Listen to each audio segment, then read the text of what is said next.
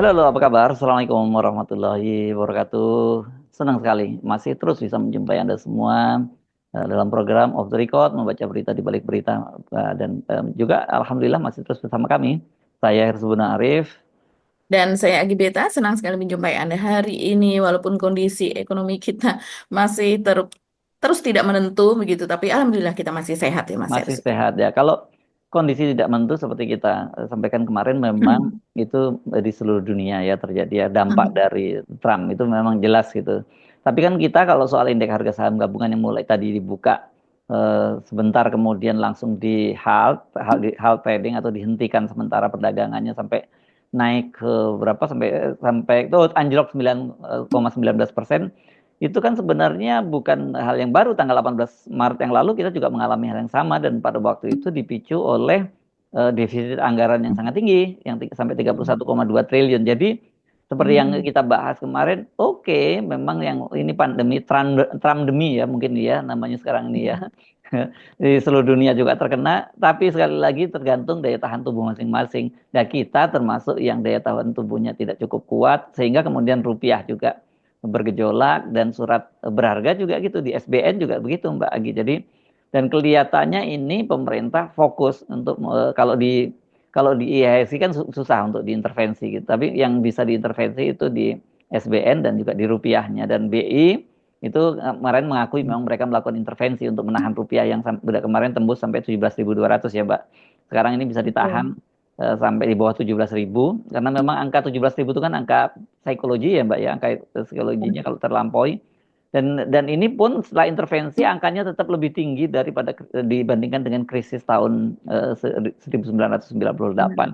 Jadi ini yang menurut saya mari kita bahas dan yang saya agak terkejut karena Pak Prabowo menyatakan bahwa kondisi kita sangat baik-baik saja. Sebenarnya saya jadi mikir Mbak Agi, sebenarnya kita yang salah atau kita terlampau nyinyir terlalu positive thinking atau apa sebenarnya? Saya mencoba open mind aja gitu loh Mbak, karena Pak Presiden menyatakan seperti itu. Tapi kalau kita lihat eh, kondisi real di pasar nggak seperti itu gitu. Jadi kan kita juga positive thinkingnya mungkin Pak Presiden punya data-data tersendiri. Tapi sekarang itu soal ekonomi itu kan sudah transparan semua apa teman-teman kita di luar negeri pun bisa membaca data itu dengan baik apa yang terjadi di Indonesia gitu. Iya, betul. Jadi timbul pertanyaan juga ya, Pak Prabowo ini, mohon maaf dengan usianya yang sudah sepuh ini, kira-kira beliau ini update tidak dengan perkembangan Ah, teknologi ini gitu. pertanyaannya ya, ya. Iya, Kalau pinternya pertanyaannya kan kita tahu ya senang baca buku, yes, Pak Prabowo itu luar senang biasa. baca buku Mhm. apa politik begitu. Tapi apakah beliau itu update dengan berita-berita harian ya, tiap hari? Ya. Kita tahu bahwa tidak mungkin presiden yang membaca sendiri. Tapi biasanya kita tahu presiden itu kayak eranya Pak SBY misalnya seperti yang dijelaskan oleh Mhm. Andi Malarangeng ya beberapa waktu yang lalu Mhm. kan tiap hari dia juga itu memberikan pagi-pagi hari dia sudah memberikan briefing tentang apa saja berita yang ada di media gitu. Jadi Mhm. memang Mhm. presiden nggak bisa membaca, nggak punya waktu untuk membaca media, tapi orang di seputarnya itu menyiapkan data itu. Nah, tapi kalau kita lihat wawancaranya misalnya dengan kemarin dengan enam Mhm. orang wartawan senior ya, ada yang menyebutnya tujuh karena ada Valerina Daniel situ sebagai moderator rupanya ya, karena dia juga wartawan gitu eh, kelihatan sekali Pak Prabowo dalam beberapa hal, saya nggak tahu apakah beliau tidak aware atau beliau mencoba mendinai gitu realitas yang ada di media gitu. Iya, ya. Kalau saya lihat, saya belum melihat secara keseluruhan. Keseluruhannya ada 3 jam 26 menit Ya, kalau tidak kan salah ya. terpecah-pecah ya ada Seperti itu. pertanyaan media ini, media itu, Betul. media gitu-gitulah nanti ya. Ya, setiap media kan sudah mengeluarkan Hmm, versinya masing-masing berdasarkan hmm, pertanyaan mereka hmm, masing-masing juga. hmm, Pertanyaan yang sudah disiapkan sendiri-sendiri. hmm, Tapi kalau dari secara keseluruhan, Pak Prabowo tidak update dengan data ya. hmm, Ya, barangkali ya masa presiden harus hafal data? Ya, setidaknya kisaran atau ya dia bisa apa menebak atau apa ya kira-kira begini misalnya begitu. Tapi ini dari berbagai ini ya kalau tidak salah ya kalau ini begini gitu-gitu ya. hmm, Jadi memang kekuatan ingatan itu juga pasti usia itu mempengaruhi sih ya hmm, Mas hmm, Hersu. hmm, Kalau soal Pak Prabowo ini sangat cinta tanah air, darahnya apa namanya di dalam darahnya itu mengalir darah pejuang apa dan sebagainya, iya begitu. hmm, Tapi hmm. ini kan faktor sekarang ini dunia berkembang dengan cepat sekali Ya, dari hmm, hari ke hari seperti itu. Gemes. Kemarin kita di podcast saya masih bilang bahwa tapi kita memang perlu sejenak memikirkan untuk apa namanya berkonsolidasi begitu karena memang kita itu kompleks kan. Indonesia ini kompleks. Hmm, Jadi kita tidak bisa buru-buru seperti Vietnam yang negaranya lebih kecil terus kemudian industrinya juga tertentu saja tidak sekompleks seperti hmm, Indonesia. hmm, Tapi kok ini kok kebangetan gitu leletnya. hmm, Sampai sekarang bahkan orang bertanya-tanya dan semua saya kalau saya lihat Mas Ersu ini para pengamat apa dan sebagainya kesel begitu ya. Kok ini nggak bergerak-gerak respon terhadap tarif Trump tersebut gitu. hmm, hmm, Nah, bahkan dikatakan eh, sudah dikatakan bahwa Airlangga dan juga Sugiono, Menteri Luar Negeri dan Menko Perekonomian itu yang akan menjadi wakil kita dalam bernegosiasi dengan pihak Trump begitu. hmm, hmm, Nah, Sri Mulyani tetap masuk ke dalam apa tim untuk membahas hal tersebut, tapi dia tidak ikut ke Amerika, katanya demikian. Dan kemudian berita berikutnya bahwa paling lambat tanggal 17 April itu akan berangkat ke Amerika. Nggak kan 17 berlaku, April. besok kan udah berlaku tarifnya, Mbak. Tanggal Iya betul, 9. memang negosiasi. Hmm, Pasti pihak Amerika itu eh, menginginkan itu berlaku lebih dulu pada tanggal 9. Begitu hmm, juga dengan Vietnam kan. Walaupun dari pihak pimpinan Vietnam itu dari sejak diberlakukannya pengumuman, saya hmm, melihat di akun official White House begitu di YouTube. Itu kan kita bisa melihat dan ternyata 3 jam setelahnya Vietnam sudah bereaksi dan mereka menelpon langsung hmm. kepada Trump. Ya, Itu pun ya, Trump masih walaupun langsung tapi langsung menawarkan 0% ya. ya, Kita tahu ya. industri Amerika banyak sekali itu dari Apple, Adidas, Nike apa dan sebagainya itu ada di Vietnam begitu. Sehingga memang ini krusial sekali. Tapi gercepnya itu loh Mas Hersu, Hmm, bagaimana ini kan membuat masyarakat Vietnam juga tenang. Walaupun kemudian ini masih berlanjut apakah mau sesama-sama tarif 0% kedua pihak ini hmm, masih belum ditetapkan karena pasti ditetapkan sesudah tanggal 9.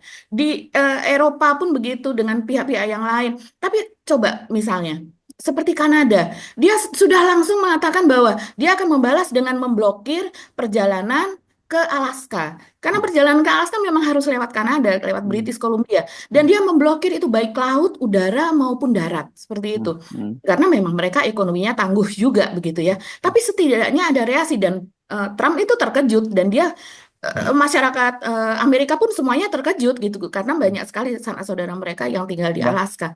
ya Apa kan yang akan akhirnya terjadi? kan ditunda kan akhirnya untuk Meksiko dan Kanada itu ditunda sampai 1 bulan setelah itu ya Iya, keputusan pemerintah.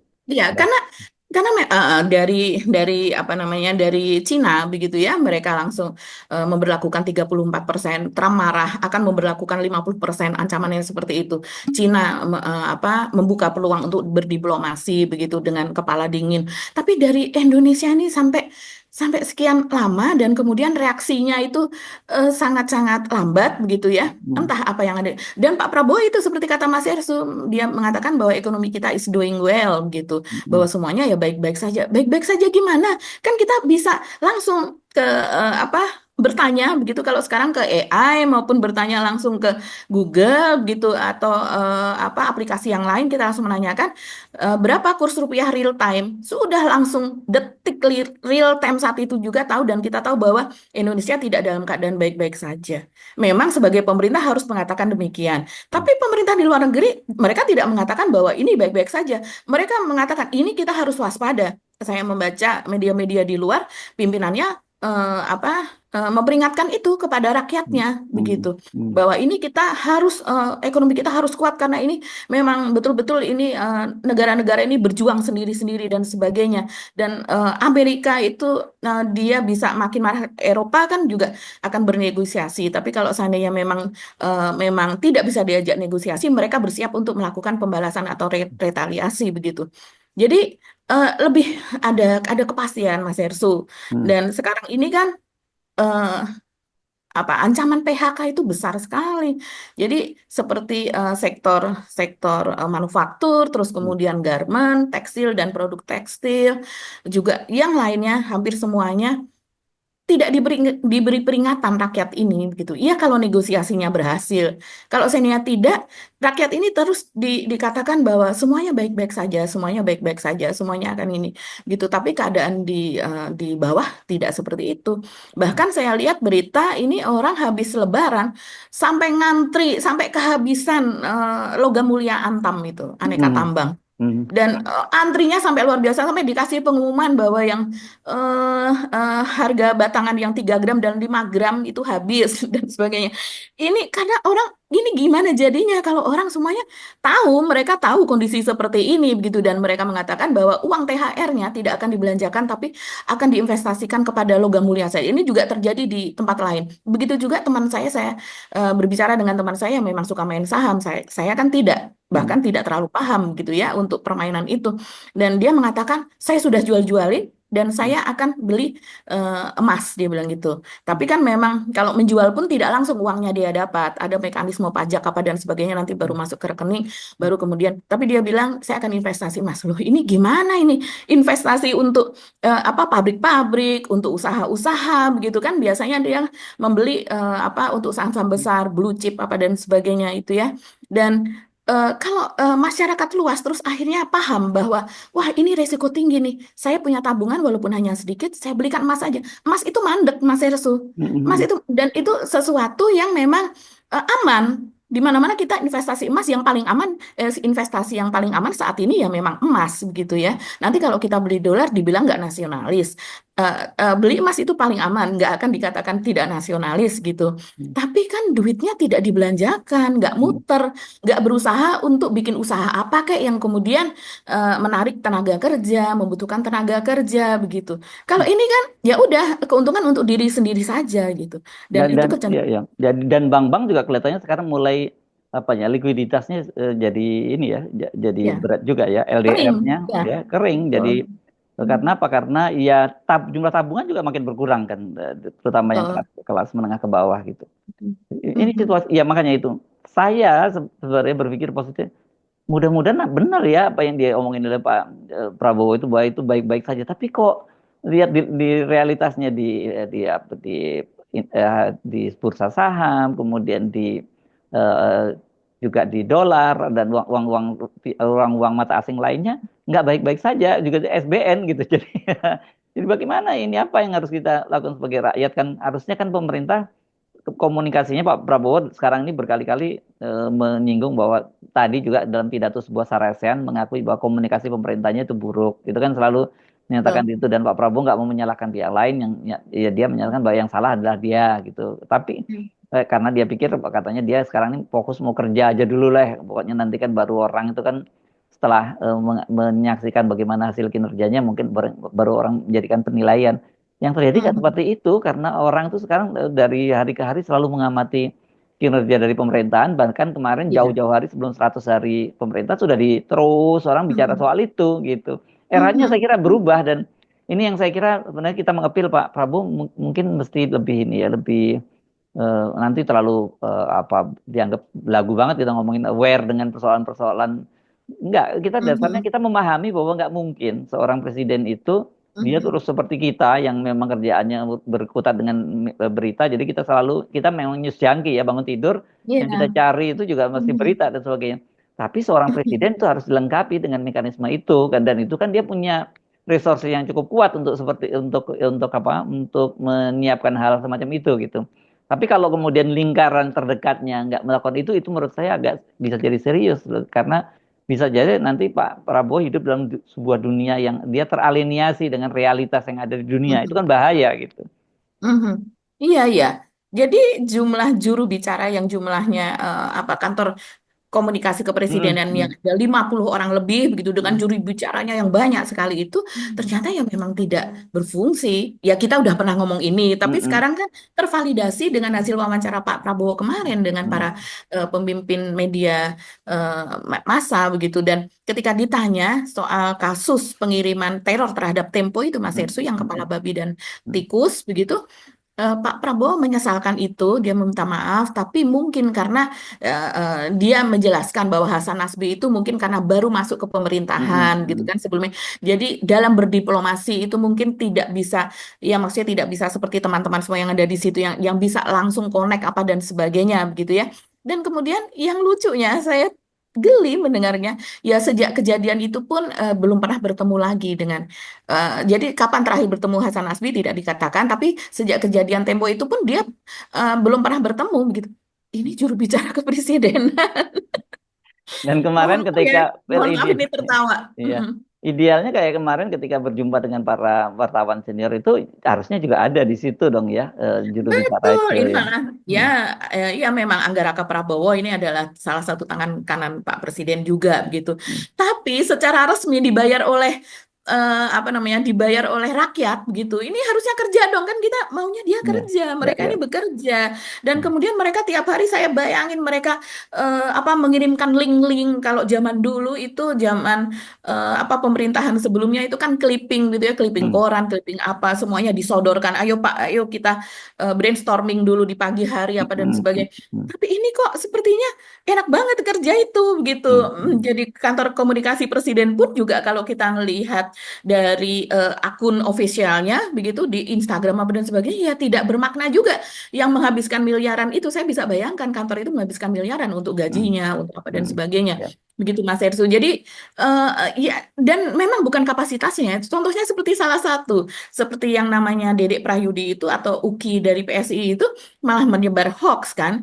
Ya, Hmm, ya ini kan jadi dilema. Eh, kita berpikir bahwa ya baguslah dia nggak usah deket-deket Pak Prabowo, nanti malah ngomong ngehoax lagi yang diomongin ke Pak Prabowo. Tapi kan ya nggak gitu juga. Harusnya hmm. kan belajar. Memang ini tugasnya dia adalah memberikan brainstorming begitu. Ataukah tidak ya? Ataukah Enggak itu lah ya. dalam desk jobnya Enggak. mereka? Enggak lah, sebenarnya harusnya itu job desk tapi mungkin nggak difungsikan gitu kan. Kalau kita sekali lagi kita rujukannya katakanlah yang seperti dikatakan oleh Andi Malarang, dia itu habis subuh dia ada jalan dari rumah dan langsung start timnya sudah menyiapkan itu dan kemudian dia Iya, memberi semacam taklimat kepada Pak SBY. Harusnya itu yang mulai dilakukan dia sekarang pagi-pagi gitu habis sholat subuh itu sudah harus ada media briefing untuk memberikan penjelasan apa betul. gitulah kira-kira. Dan pasti masuk job description-nya ya Mas Ersu. Pastilah. Sepertinya Hmm.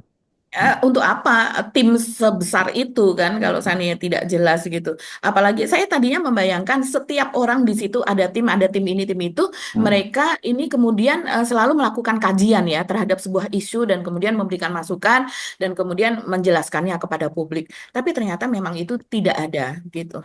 Ya, oke. Ya sudah. Kita balik aja ke anunya, realitasnya sekarang soal harga, soal indeks harga saham gabungan dan rupiah dulu ya. Kita mungkin bahas ya, Mbak Agi, Mhm, karena mhm, mhm. angkanya begitu dibuka ternyata eh, anjlok sampai 9,19%. Ini lebih tinggi ya daripada peristiwa Ya, tanggal 18 Maret kemarin. Tanggal 18 betul. Maret kan hanya 5%-an. Sekarang ini Mhm. 9,19%. Dan ya karena sekarang diubah Mbak batas apanya trading halt itu otomatis Trading berhenti ya. house-nya. Trading halt itu apa penghentian sementara ya, penghentian Buktian sementara sementara. perdagangan di bursa saham 30 menit saja gitu. Kalau sebelumnya itu 5% sudah trading halt yang pada tanggal 18 Maret itu kan 5% langsung Mhm. trading halt. Yang sekarang baru karena diubah jadi 8%, jadi begitu 9% ya mau nggak mau jadi dilakukan trading halt dan kemudian setelah dibuka lagi itu sempat ya lumayan lah terkoreksi diperbaiki sampai 8, berapa 8,2 Mhm. berapa saya lupa 8,12 atau 8,13 gitu kalau tidak salah ya, naiknya ya. Iya, iya, betul. Jadi sudah di trading hard 30 menit. Jadi di awal perdagangan saja sudah anjlok. Sudah Mm-mm. anjlok Dan menjadi itu sebenarnya apa, sudah bisa kita 9,12%. pastikan. Itu Iya, kita pasti. udah bisa kita Itu duga sudah karena terjadi di tempat ya lain. indeks di IHSG di bursa-bursa seluruh dunia itu anjlok juga semua gitu. Bahkan kayak Hong Kong itu bisa sampai 10%, Jepang 8%, Cina 5% gitu. Gede-gede juga semua mereka. Gede-gede juga, Ya. betul. Jadi ya memang sudah diperkirakan gitu. Ya. Hanya ini dari awal sudah langsung anjlok segitu kaget juga. Setelah 30 menit itu dibuka lagi dan ternyata persentase anjloknya masih di atas 8%. Hmm. Dan ini apa ya, kalau seandainya memang terjadi pemerintah itu tidak buru-buru meraih kepercayaan dari masyarakat, kemudian sampai kemudian turun lagi, ya wassalam gitu kan. Eh, ini untung masih menguat Mas Hersu 8 sekian persen lah ya. Itu Hmm. kalau seandainya masih turun terus sampai dengan ke 15%, sekarang diubah lagi kan ke 15%. Kalau Sebelumnya seperti trading halt kedua 10% kalau tidak hmm. salah. Hmm. Sekarang 15% itu bisa di trading halt lagi dan kemudian mundur lagi Dihentikan. kalau sampai 20% baru kemudian disuspend. Jadi Oke. kita masih mewaspadai langkah pemerintah. Pemerintah harusnya nih waspada banget lah terhadap keadaan saat ini. Karena kita masih ingat ya, sebulan yang lalu, bulan Maret, itu kan ada semacam apa pemberitahuan bahwa dari Bareskrim itu ada Subdit 5 kalau tidak salah yang Hmm. kemudian Hmm. mereka melakukan pengawasan juga apa dari kepolisian melakukan peran pengawasan di bursa bursa saham Yang gitu ya. diawasi apanya ya? Ini apa? Fraudnya atau permainan di situ atau apanya Mbak Agi? Iya. Mohon izin kami dari Subdit kami, Subdit 5 di TPDXUS Baris Krim Polri itu saat ini sedang memantau saham-saham. Sehingga saat ini apakah saham ini sedang dalam kondisi baik-baik saja atau perlu mekanisme apa? Sehingga nantinya Bapak Presiden RI ini bisa melakukan upaya apa? Apakah investornya kabur? Apa kita harus jemput? Ayo baik-baik di Indonesia gitu. Jadi izin kami berharap kepada industri investasi dari perasuransian tetap dijaga sehingga ini menopang dari satu sisi ekonomi dan memberikan kepastian kepada ya nasabah. Iya, jadi kita menunggu perkembangan ini Pak Prabowo dan juga tim begitu ya. Karena kalau kita lihat seperti contohnya lagi-lagi Vietnam, semuanya terkejut, bursa saham anjlok. Tapi ketika pemerintahnya memberitahu bahwa mereka akan segera bernegosiasi dan salah satu negosiasinya itu adalah soal tarif 0%, ya kita tahu ya. Ini sebagai background saja. Di Amerika itu hanya sekitar 2,5% alas kaki mereka atau sepatu mereka itu yang dibuat di dalam negeri. Sisanya itu ada di luar. Kenapa? Padahal ini apa produk-produk Amerika juga gitu ya. Di antaranya ada produk Eropa juga yang kemudian masuk ke Amerika. Seperti misalnya Nike, Adidas dan yang lain produk alas kaki tersebar ada di Cina, Indonesia, India dan Vietnam banyak sekali. Kenapa ada di Indonesia ya? Ketika itu terjadi perang dagang juga dengan Cina sehingga banyak sekali yang kemudian dipindahkan ke Vietnam. Perang dagang itu kan menyebabkan tarif seperti sekarang ini mulai melonjaknya tarif dipindahkan ke Vietnam dan dari Vietnam walaupun itu sahamnya dimiliki oleh Amerika tetap saja produknya itu hanya dibuatnya di Vietnam karena faktor tenaga kerja murah, pabrik Ah, murah dan sebagainya iya. nanti balik lagi ke Amerika. Nah, Dan mereka itu nggak akan bisa ya, balik ke Amerika kalau harga tarifnya itu ya, mencapai 46%. Nah, ya. sekarang Mas Ersu, Nike yang ada di Indonesia nih, ada di Jawa Tengah ya, tadinya ada di Tangerang, karena kemudian apa UMR di Jawa Tengah lebih murah. Bahkan dalam negeri aja bersaing, dari Tangerang dipindahkan ke Jawa Tengah. Nah, sekarang yang di Jawa Tengah nih, kalau buru-buru kita nantinya apa namanya tarifnya lebih tinggi daripada Vietnam, akan kalah Nike kita dengan Nike-nya Vietnam. Ini kan Hmm. balik lagi ke Amerika begitu. Dan di pasar Vietnam ketika pemerintahnya itu memberikan kepastian gitu bahwa mereka akan bekerja keras bernegosiasi dan harga saham Nike dan Adidas langsung naik lagi. Jadi yang tadinya boncos habis di bursa saham, Hmm. akhirnya naik lagi. Nah ini kan memberikan kepastian, memberikan harapan kepada Ya. mereka. Nah sekarang Kalau kita, kalau Adidas bukannya dari Jerman ya Mbak Agi? saya kurang tahu ya Kalau aslinya dari mana. Nike Tapi yang yang sebenarnya yang produk Amerika banget itu ya. Kalau Amerika. Ya, kalau Nike Adidas, sudah jelas dari hmm, Amerika. ya. Tapi saya katakan tadi tidak hanya Nike, tapi beberapa produk-produk yang luar negeri Hmm. yang memang produk-produk bermerek begitu Hmm. ya, itu Hmm. memang dibuat di pasar Asia. Jadi Benar, itu mereka itu nanti pengalaman pribadi. Saya pernah membeli itu di merchandise itu merchandise-nya officialnya White House ya di Washington gitu. Begitu saya beli topi pada waktu itu ya. Topinya waktu itu era Obama sih pada waktu itu ya. Saya pikir bagus topi kualitasnya bagus. Begitu saya lihat ternyata di dalamnya made in Vietnam. Kan gitu. Iya, iya, iya, memang Itu ya memang itu seperti official merchandise White House loh, bukan iya. bukan yang di Jalan Mereka Lintas Raya loh ya.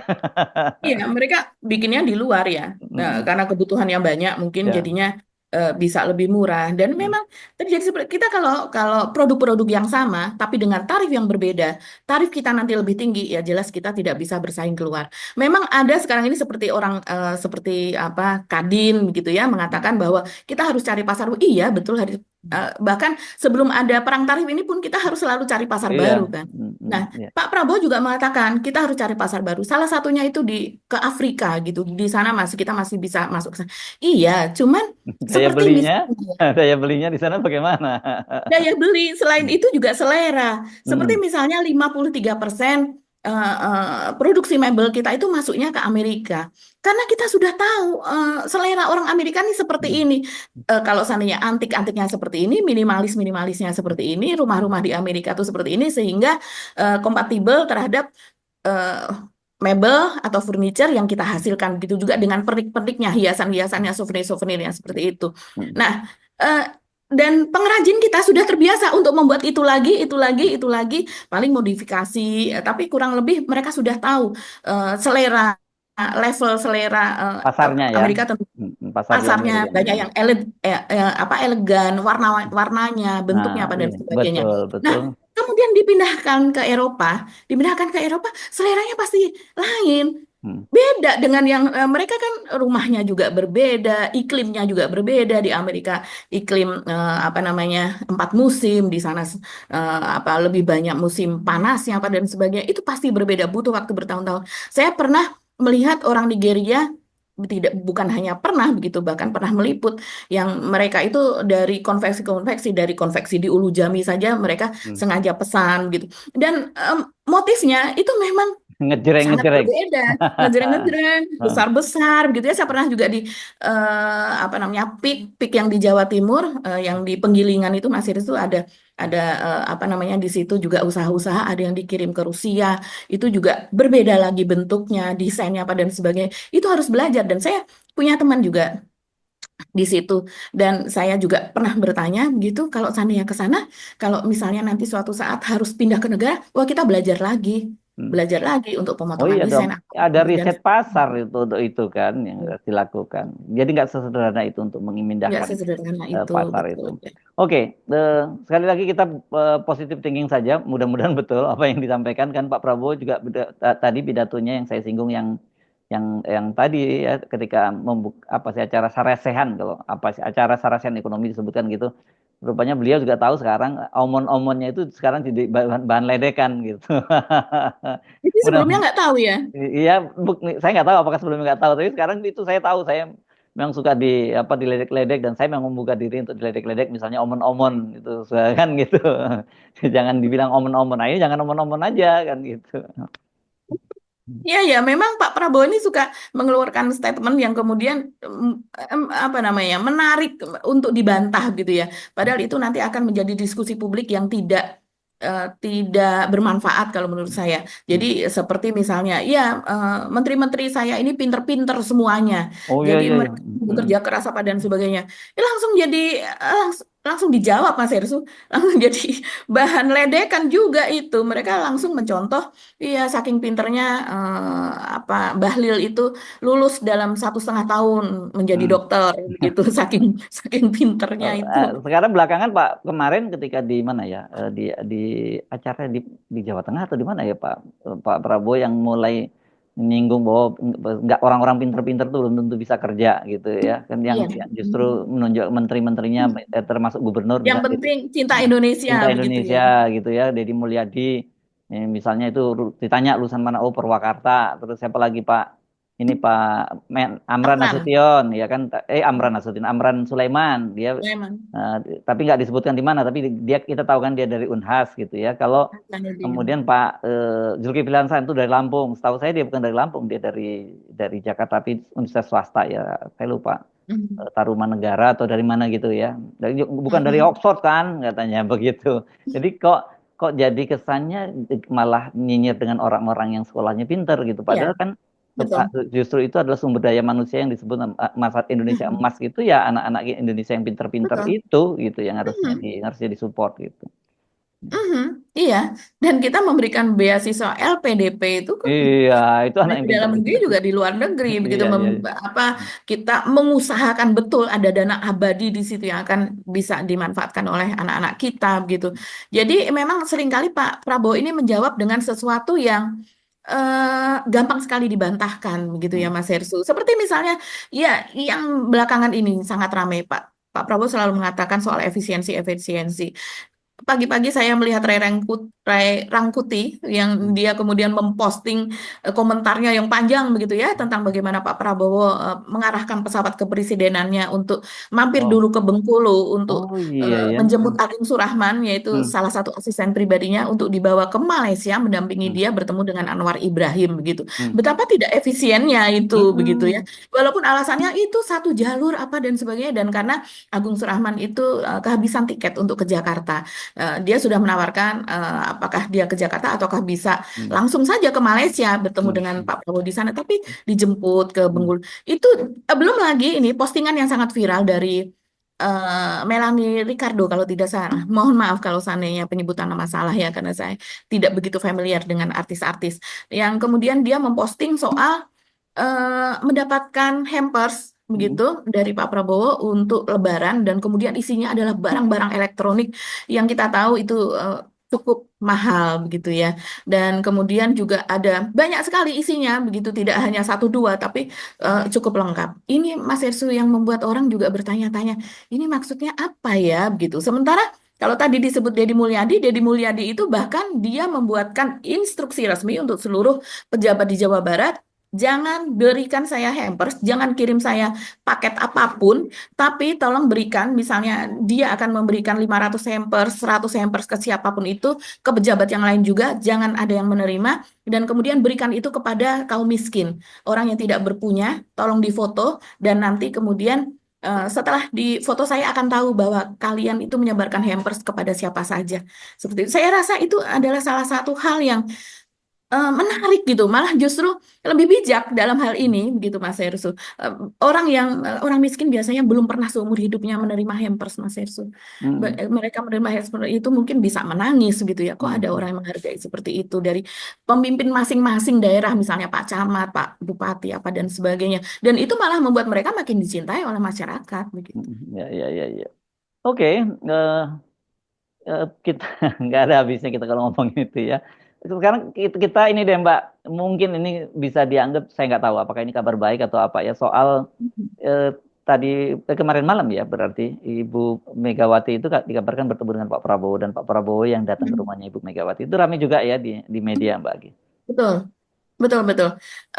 Memang belum ada ini ya Mas Konfirmasi Epi ya. Hmm, pernyataan. hmm, Betul. Harusnya ini kerjaannya Hasan Nasbi dan kawan-kawan. hmm, hmm, Jadi jadi kita tidak tahu apa yang persisnya itu dibicarakan oleh Pak Prabowo dengan Ibu Megawati gitu. Tapi Tapi sepertinya kalau Pak Prabowo kehadirannya jelas ya di sana ya karena ada maung maung warna putihnya itu ya. iya. Hmm, hmm, Betul, ini direkam ya Mas Hersut. Jadi dari siangnya kalau saya perhatikan beberapa media antara lain Metro misalnya mengatakan bahwa nanti malam akan bertemu Megawati dengan Prabowo begitu hmm, kan. hmm, hmm, Tapi kan belum ada konfirmasi. Bahkan Dasko siang hari pada tanggal 7 kemarin masih mengatakan bahwa ada kemungkinan dalam waktu dekat ketemu, tapi dia tidak tahu kapan begitu.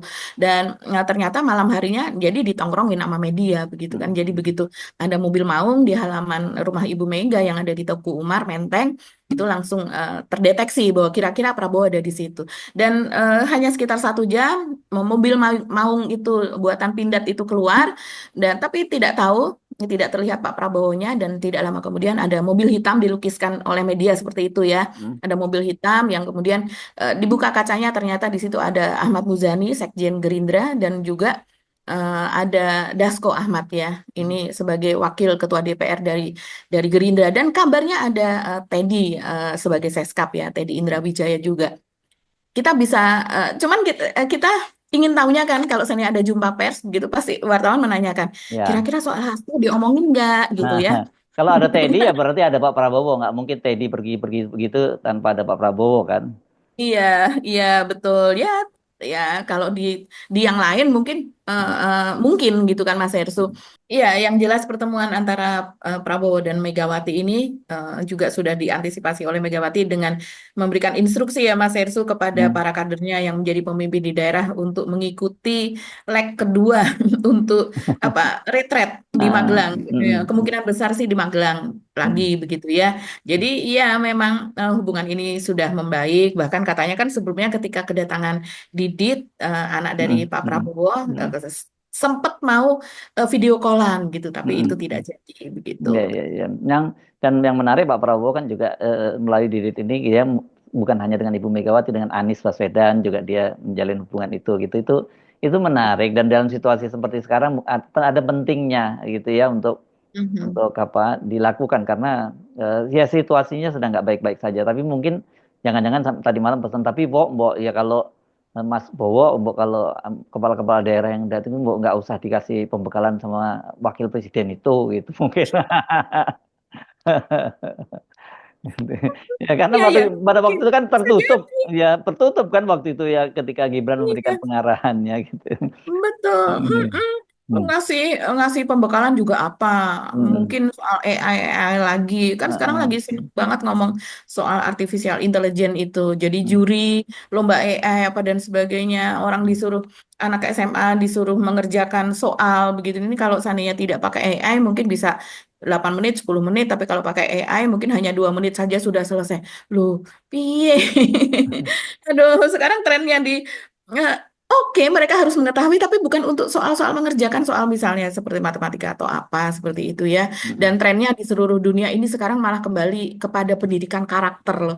Banyak sekali di Eropa, di Jepang apa dan sebagainya, mereka tidak mau anak-anak itu mengerjakan dengan menggunakan laptop, menggunakan HP dan sebagainya, AI apalagi, mereka disuruh membawa buku tulis dan kemudian apa alat tulisnya dan mereka harus menjawab semuanya itu dengan manual seperti dulu. Ternyata pendidikan karakter tuh di situ. Mereka menghargai proses, tidak kilat, tidak lewat MK nantinya kalau sudah dewasa misalnya, Kok ya gitu? MK-nya sana begitu Oh ya. iya. Saya jadi lagi serius-serius dengar tiba-tiba MK lagi Mbak Aki. Ya. Oke. Hmm. Oke, kita kita pindah ya. Kita tunggu saja apa sih sebenarnya inti pertemuan itu. Apakah kemudian akhirnya PDIP masuk juga dalam pemerintahan gitu. Nah itu kalau itu menurut saya bukan kabar bagus, itu kabar buruk buat Ya. demokrasi kita. Tapi apa memang ada yang lebih buruk lagi dari situasi sekarang gitu? Ya. Hmm. Iya, iya, iya. Ya, sekarang eh, apa namanya penonton off the record juga bertanya Mas. Jadi dalam situasi seperti ini kami harus apa? Ya harus tidak boros kalau menurut saya Mas Hersu ya. Hmm. Jangankan kita yang kondisinya seperti ini. Di Eropa pun saya kalau membaca berita-berita mereka mengetatkan ikat pinggang Hmm. begitu dan mereka lebih eh, ya walaupun akhirnya ekonomi ya stuck begitu ya. Ya. Tapi itu kan sebetulnya peran besar pemerintah justru dibutuhkan di situ. Bayangkan 25 triliun MBG setiap hari. Bukan kalau kita sudah lebih lebih apa namanya? Lebih maju, kita sudah lebih hutang kita sudah terbayar sebagian besar apa Dua dan puluh lima sebagainya triliun tiap begitu ya. hari, Mbak. Gede banget. Eh, setiap bulan Ya 25 bulan. triliun setiap Hmm. bulan Hmm. begitu. Padahal kata Pak Prabowo kemarin pada saat apa ya? Pada saat zakat begitu kan, Hmm. nilai zakat yang seberapa itu bahkan bisa untuk mengentaskan kemiskinan.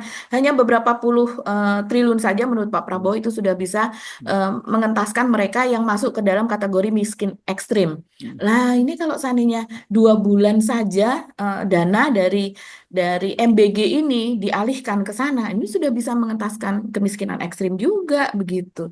Ini kan biayanya sangat besar sekali memang MBG. Kita belum update, masih belum tahu nih apakah yang pembayaran 3 bulan terakhir itu sudah dibayarkan atau belum. Karena mereka kemarin kan menjelang Idul Fitri itu masih belum dibayarkan, Mas Ersu. Yes, oke. Jadi eh, apa kesimpulannya nih kalau semua jadi kita jadi Iya, iya. speechless jadinya kalau udah sampai ke situ. Ya, speechless. Ya, pada akhirnya banyak sekali sih di netizen yang mengatakan pada akhirnya kita harus menjaga diri masing-masing ya, gitu. Hmm. Dan tengok kanan kiri, kalau kita masih bisa membantu ya membantu. Kalau tidak, setidaknya kita tidak merepotkan orang lain, Yes, oke. gitu. Saya kira itu ya anunya ya pesannya Mbak Agi ya. Ya, Kita ketemu lagi ya sampai besok karena kadang-kadang kita juga bingung juga ketika ngelihat Pak Prabowo kita bingung jadi bukan bingung tepatnya speechless kita mm, daripada kemudian ngaco-ngaco kita akhiri saja sampai ketemu lagi besok gitu betul. ya Mbak Agi ya. Kami Oke, mohon pamit, saya Rizbun Arif. dan saya Gibita, terima kasih atas perhatian teman-teman. Salam akal sehat. Terima kasih. Wassalamualaikum warahmatullahi wabarakatuh. Waalaikumsalam warahmatullahi wabarakatuh.